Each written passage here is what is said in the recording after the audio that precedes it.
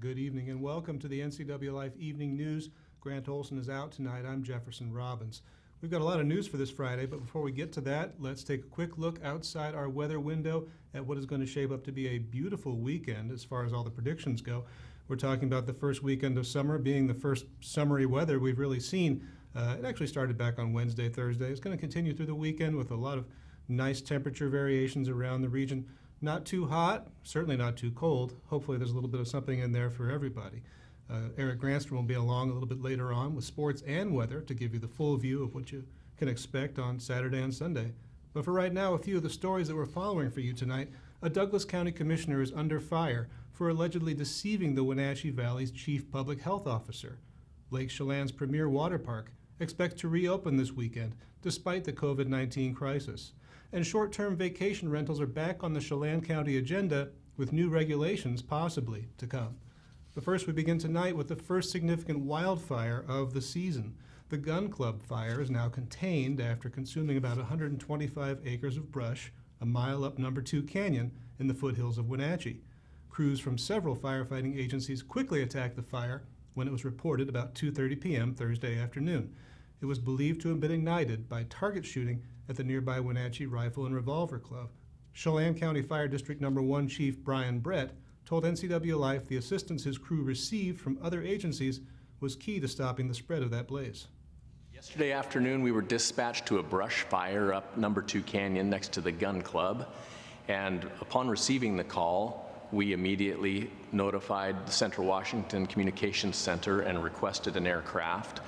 We were able to talk to the duty officer for the Department of Natural Resources and get that resource request in progress.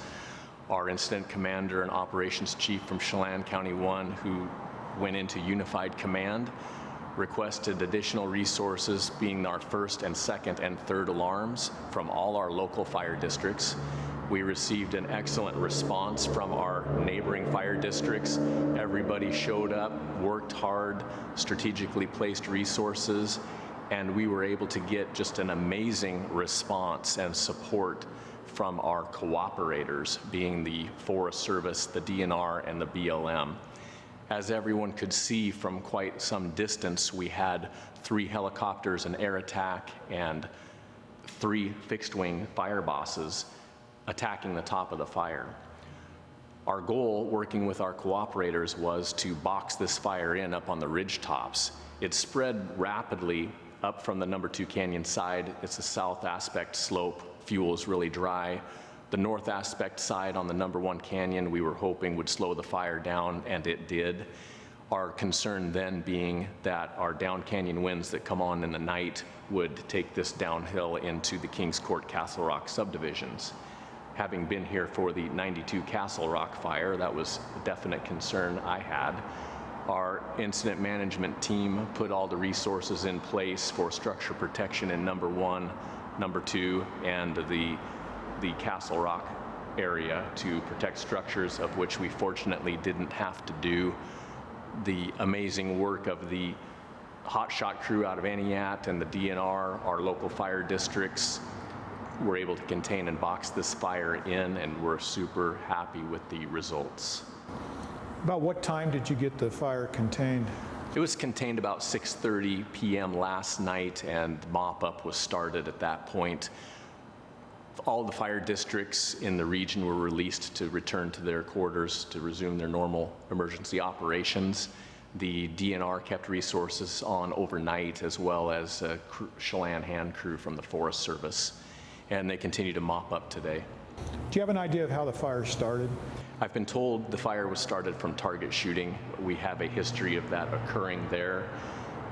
After this fire, our community wildfire liaison has come up with a good plan to work with the Gun Club president, and we can do some fuel reduction on an annual basis to hopefully prevent this from happening again. Were there level 1 evacuation notices issued? There was level 1 evacuation notices. One thing that occurs in our response system is once we go to second alarm, emergency management is notified at that point. They were on scene quickly, and they did level 1 evacuation notices for approximately 115 homes. We had trigger points in place of when we would go to level 2 evacuations, and we never reached that point. Were you concerned at any point that those homes were threatened? At the end of the evening, prior to the fire bosses dropping the last 2 drops up there, yes, we were concerned that the winds may pick up and bring fire down the Castle Rock area into the subdivision, but we were able to hold it. A lot of people appreciating those efforts today. In another fire incident, Orondo firefighters were able to limit a wildland fire in the Braes area to 3 acres late Wednesday evening. That fire just before 10 p.m. was in heavy sage, grass, and orchard debris in a drainage canyon. 8 trucks and 14 firefighters were able to keep it from spreading further. There were no injuries or buildings burned, and the cause of that fire has not been determined. Well, Slidewaters in Chelan says they're opening for business Saturday, despite Chelan County not being eligible to open swimming pools and water parks under Governor Jay Inslee's Safe Start plan. The water park posted that they will be open at 50% capacity daily from 10 a.m. to 7 p.m. and adhere to social distancing standards. Slidewaters filed suit last month against the State Department of Labor and Industries, seeking to block L&I's ability to fine businesses who defy Inslee's orders, but a federal judge last week denied a motion for a restraining order that would have allowed the water park to open. Under Inslee's phased reopening plan, a county needs to be at phase 3 for water parks to open. Chelan County remains at a modified version of phase 1. Operators say they have permission from the Chelan Douglas Health District. The district did not respond today to our email requesting confirmation. Though the Wenatchee School District is still seeking input on its own plans for reopening, the state is mandating big changes in the coming school year, like masks for staff and students and 6 feet of separation between desks. The district says the closure of classes has been hard on students, with about 200 Wenatchee high schoolers receiving an incomplete for the year. They'll be allowed to retake those missed courses. The district launched the online survey a few weeks ago for public comment, and it closes Tuesday. You can still participate by logging in at wenatcheeschools.org. And coming up next, Grant County falls just short in the race to get to phase 3 of the COVID-19 reopening plan, and Moses Lake may have fallen victim again to a bloom of toxic algae. I'm Jefferson Robbins, and you're watching the NCWLIFE Evening News. Please stay with us.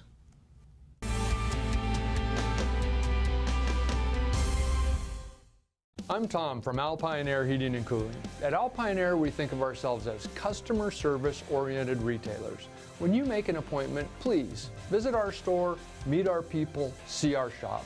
We are serious about heating and air conditioning. Carrier and Alpine Air are offering huge factory rebates and financing options for all your needs.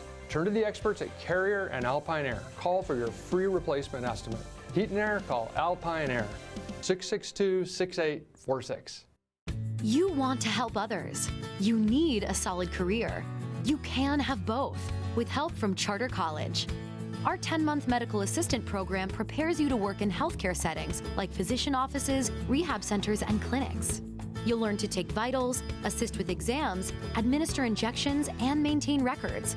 When you're ready to launch a rewarding healthcare career, stop by our campus at 595 Grant Road across from Safeway, or visit chartercollege.edu.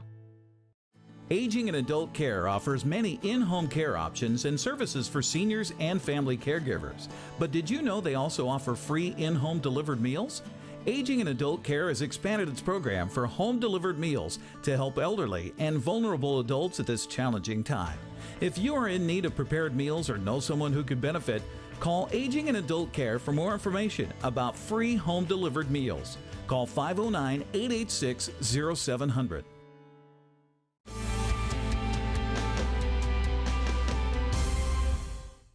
Well, Chelan County can't hold in-person meetings about short-term home rentals like this one last year, but a virtual meeting on Wednesday was just as sizable. 200 Zoom meeting to discuss proposed new rules on the vacation and rental industry. County officials are considering a cap on the number of new rentals, plus ways to license and regulate the estimated 1,200 existing operations in the county. The Planning Commission is expecting to draft new rules at another online meeting next Wednesday. Well, as the number of positive tests for COVID-19 continues to climb, Grant County has decided not to apply to move to phase 3 of Governor Jay Inslee's Safe Start reopening plan. Monday through Thursday this week, there were 88 new positive tests in the county. With 38 on Monday, 10 on Tuesday, and 20 each on Wednesday and Thursday, there were also 3 more people hospitalized with the virus, bringing the county's total hospitalized patients to 8. As has been the case all week, Thursday's positive tests were spread throughout the county with new cases in Mattawa, Moses Lake, Quincy, Soap Lake, and Warden. On May 23rd, the county was approved to move to Phase 2 and was preparing to apply to move to Phase 3, but the new numbers put that on hold on Thursday. Also today, the Grant County Health District issued a warning about a possible toxic algae bloom in Moses Lake. Testing of the water there is planned for Monday, but in the meantime, the district is advising people to be cautious around the water and keep their pets out of it. Contact with an algae bloom can be fatal for pets and can cause anything from a rash to severe nausea and vomiting in humans. The district said Thursday the reports of the blue-green blooms have been coming in for the last 2 days, and based on previous years, it's likely that toxins are present. The health district declared the lake unsafe last July after testing near Connolly Park showed toxin levels 4 times higher than Washington State's recreational guidelines. You're watching the NCWLIFE Evening News. Coming up next, Douglas County Commissioner Mark Straub is under fire for allegedly deceiving Public Health Officer Malcolm Butler to gain advantage in a lawsuit against the governor. Your complete local weather forecast and sports is also coming up from Eirc Granstrom on the NCWLIFE Evening News. Stay with us.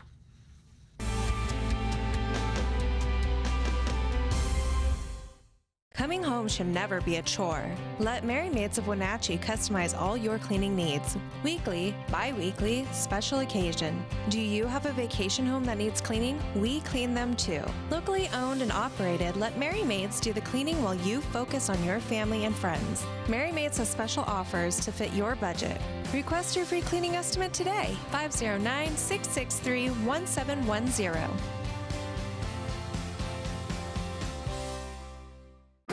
It's estimated that 1/3 of Americans do not have a financial plan. At D.A. Davidson, their advisors are working to change that because they understand the importance of planning for the future. At D.A. Davidson, they believe in partnering together to build a strategy tailored to your needs. They spend the time and have the knowledge to help keep your financial future on track. Let D.A. Davidson Financial Advisors of Wenatchee put the strength of advice to work for you. AC Checker has new owners who put customer service first. When you have to get there on time, call fast, friendly, reliable AC Checker, 663-TAXI. AC Checker has the industry's only on-time or it's free guarantee. Conditions apply. Call AC Checker, 663-TAXI to schedule your cab or schedule online at acchecker.com. Call American Classic Taxi, 663-TAXI. That's 663-8294.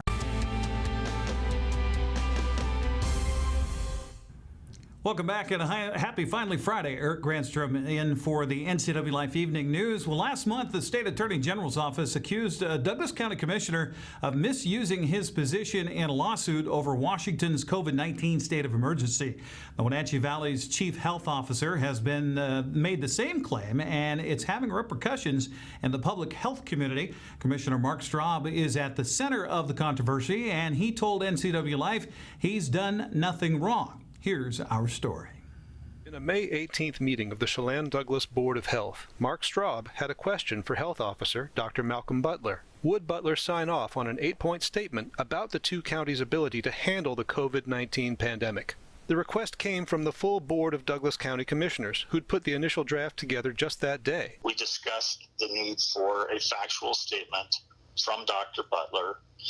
So as part of moving forward, whatever option we decided on, which at that point in time we had not made any decisions as to how that was going to be, what that was going to be. The state had turned down a proposal from the Chelan-Douglas Health District to reopen the local economy, and Straub said he and his fellow commissioners were feeling the pressure. We had been, during that time, meeting with, as you can imagine, a lot of citizens, business owners, general public, others sharing their concerns, viewpoints, and frustrations. Butler, whose primary job is Chief Medical Officer for Columbia Valley Community Health, would not sign the commissioner's first draft, but after a 2-day exchange of email with Straub, he signed a new version, saying, among other things, that local hospitals had all the necessary resources to deal with the public health crisis.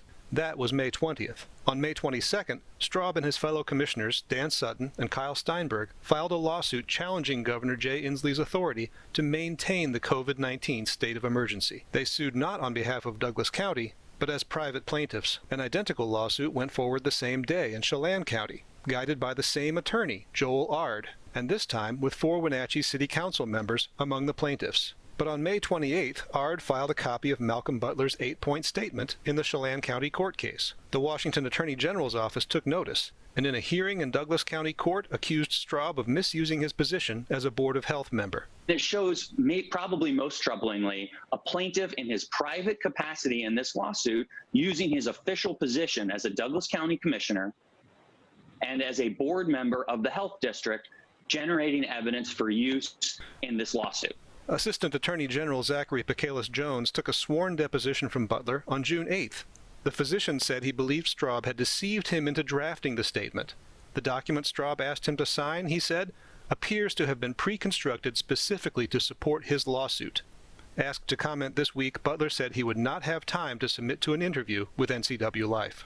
The 3 Douglas County commissioners withdrew their lawsuit on June 1st, and the rest of the plaintiffs joined the ongoing lawsuit in Chelan County. Straub sent a letter to the other 7 members of the Board of Health, denying that he had sought to deceive Butler. He told NCWLIFE that he, Sutton, Steinberg, and the other plaintiffs only decided to sue on May 21st, the day after he received Butler's written document. The fallout at the Health District became evident Monday, as Health Administrator Barry Kling told the board his work had been hampered by the board members' litigation against Inslee. Straub says, looking back, he's not sure he'd join a lawsuit again. We are doing our level best as elected officials to get our citizens back to work, to get our businesses open back up, to make sure that we're doing it in a way that's not going to cause a second wave, which will only be damaging.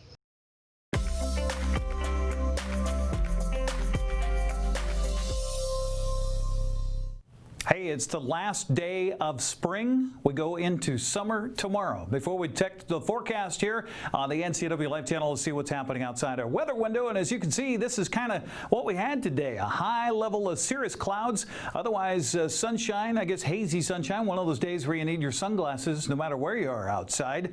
But not bad, and not much wind finally here in the Wenatchee Valley. As far as our high temperatures today, we didn't quite get to where we were hoping to get as we look at the almanac.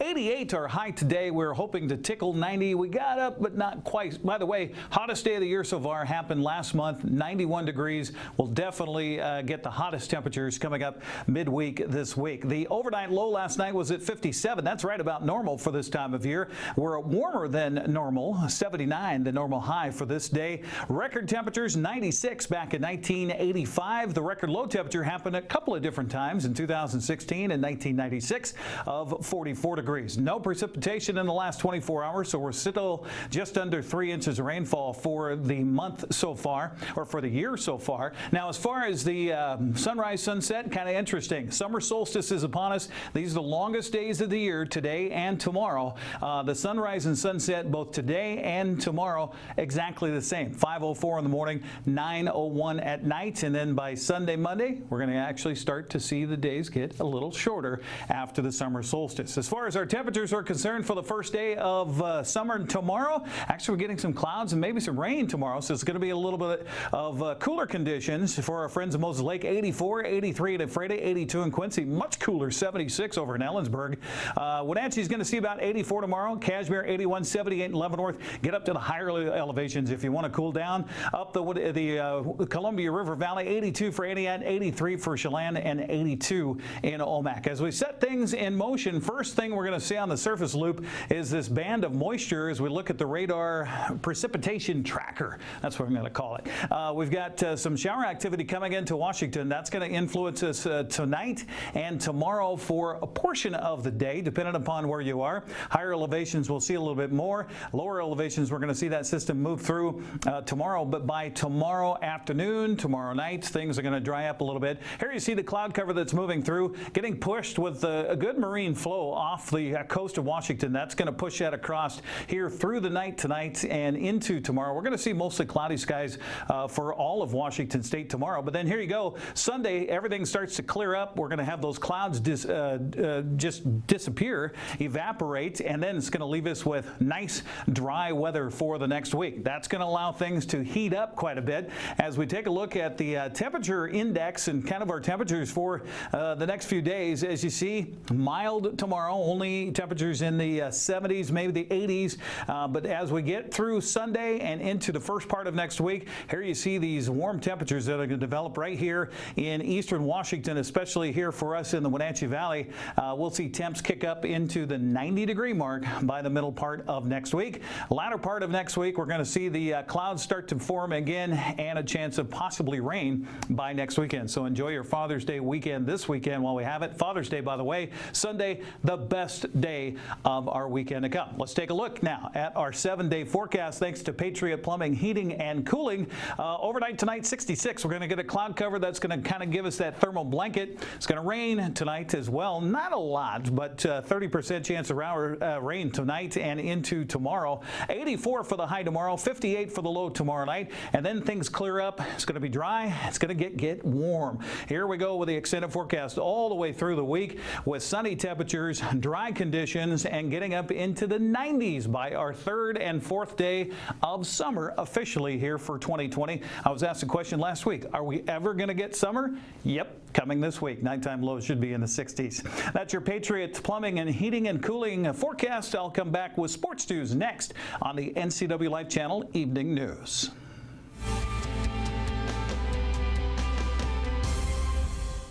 Uh-oh. What? I think I forgot to lock my Buick. Parallel parking. That hot yoga was so hot. Check this out. Cooling seats? Alexa, ask Buick to start my SUV. You can do that? You can do that? You can't do that. You can with a Buick. At the heart of every Buick SUV is you.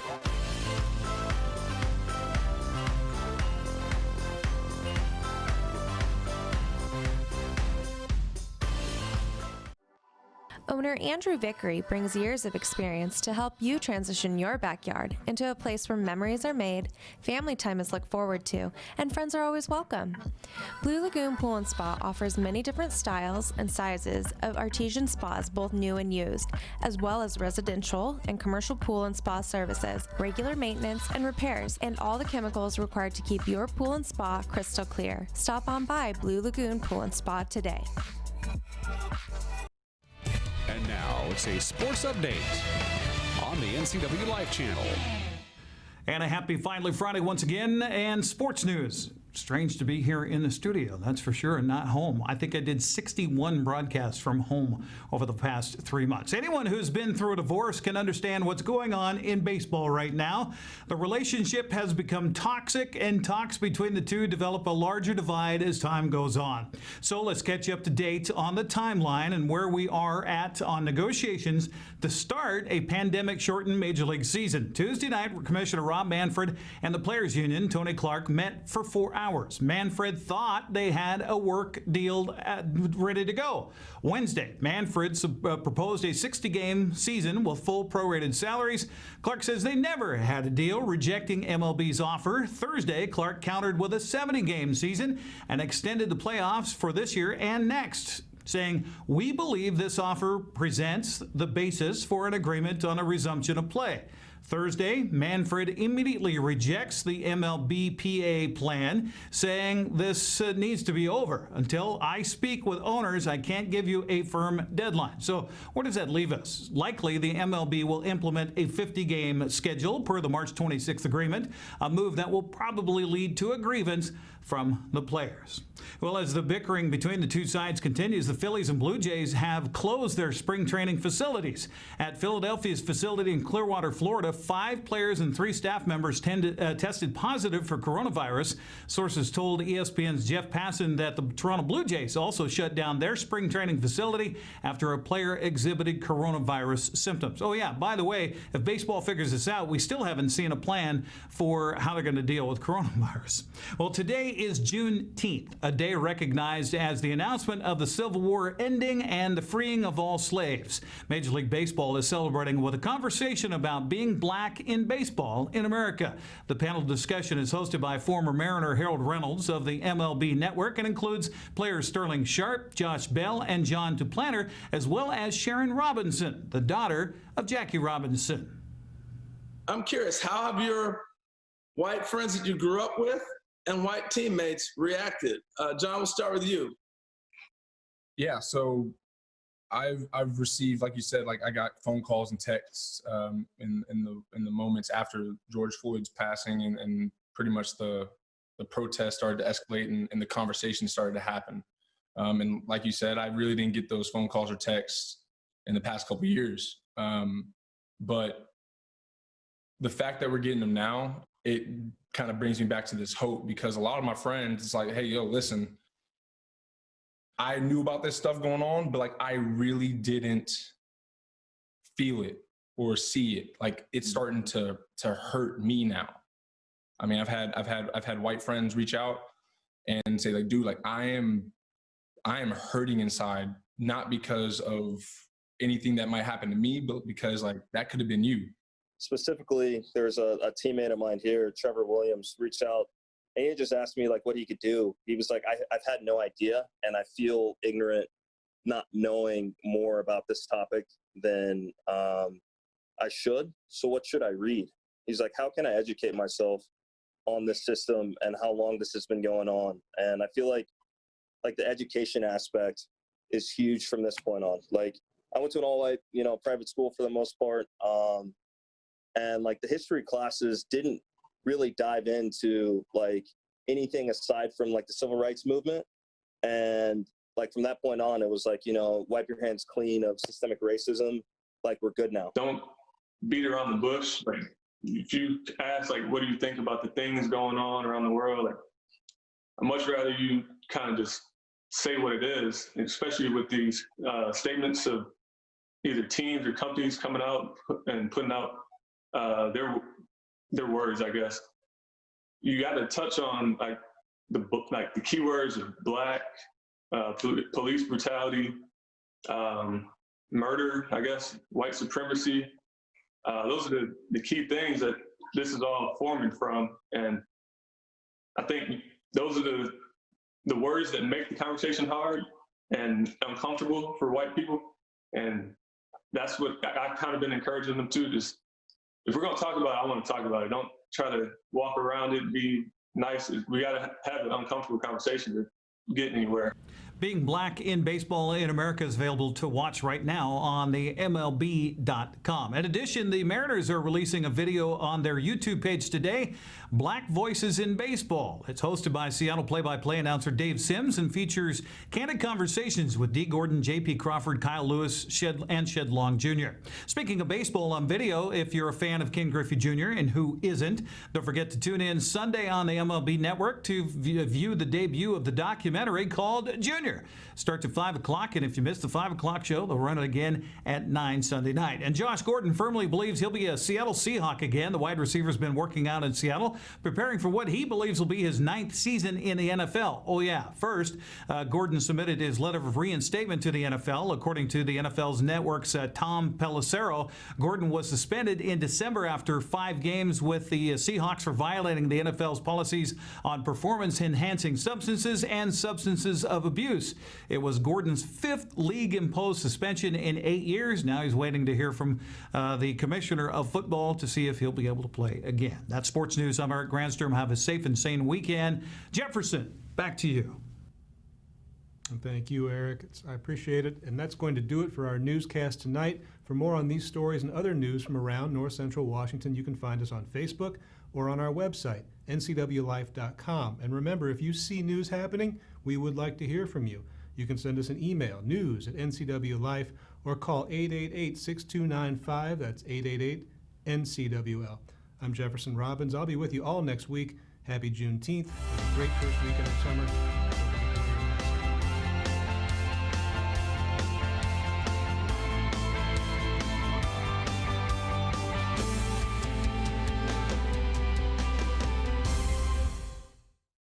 This is Brian Snyder with BlackRock Asphalt Services here in Wenatchee, your local BlackRock seal coat company. Have you looked at your driveway or parking lot lately? Is it gray and oxidized? Does it have cracks that have not been taken care of? Or do you have striping that is pretty much non-existent? Please give us a call locally here, 509-665-9769. Learn more at BlackRockAsphaltSealCoating.com.